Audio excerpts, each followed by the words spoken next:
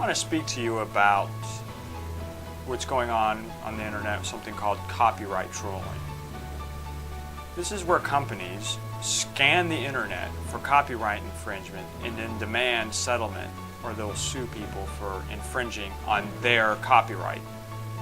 Now here at consumersheldhostage.org, we definitely do not support violating a company's or individuals' owned materials. However, we want to bring to your attention something that's going on that we feel is very abusive. It's happening to both consumers and companies, even people like stay-at-home mothers. What happens is these companies will use special software that will look for, say, images, or will look for a paragraph from an article. And it will scan all the time on the internet. It's constantly out there looking at different websites, at blog postings, whatever the case is. When it finds an image or part of an article that is owned by one of these companies performing this copyright trolling, then it will notify the software, will notify the copyright owner and say, this individual or this company is infringing. That company then will write a letter and demand a lot of money, or they'll take this person or company to court. Now again, we do not support just going out there and copying somebody's picture or just taking a whole article and putting it up on a blog that you may own, or putting it up on Facebook or whatever without the permission of the owner. But this is not what's typically happening. What's happening often is, let's use images. A mom and pop store, or a stay-at-home mom, or just an average citizen will get a hold of an image in an innocent way. Let's take a stay-at-home mom who wants to have a craft store because she really likes sewing and she wants to have a craft site so she can talk about, blogging about her passion, cross-stitching. So she goes out and she decides to start a blog. She gets a theme she likes, she downloads it, perhaps even pays a nominal small fee for it. And she has every reasonable assumption to believe that she has the right to use the images included in that theme. But what will happen is the copyright trolls will then come along and they'll say, find that she has 10 images on her site and 3 of them are technically copyrighted pictures. Now this stay-at-home mom had no idea, and they say ignorance is not a defense of the law.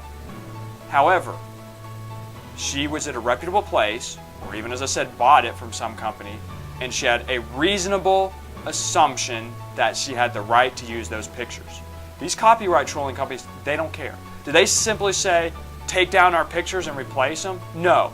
They'll send, oh, you owe us $3,000, or $5,000, or $8,000. This is ridiculous. This is wrong. There's no way that we can humanly verify every single picture on the internet. There isn't a central database at this point. Now, the same holds true with text. You could take an article that's 20 paragraphs and you could copy a paragraph or a sentence or two and put it up and write a blog post on it. Well, guess what? The copyright trolls are doing the same thing. Now, it's not every company, and a lot of companies are willing to work with you. I mean, but there are a few bad apples giving a bad name to the rest of them.